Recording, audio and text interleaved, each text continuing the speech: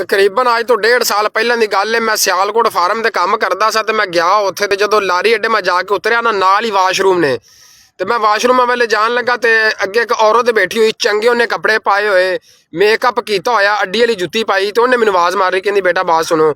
मैं गया, मैं जी आंटी। आंधी बेटा मैं फलानी पता नहीं केड़े शहर का नाम लिया, मैं फलानी जगह पे जाना तो मेरे पास किराया नहीं है, मेरा पर्स गुम हो गया, तो मेहरबानी करके ना मुझे किराया थोड़ा सा दे दे।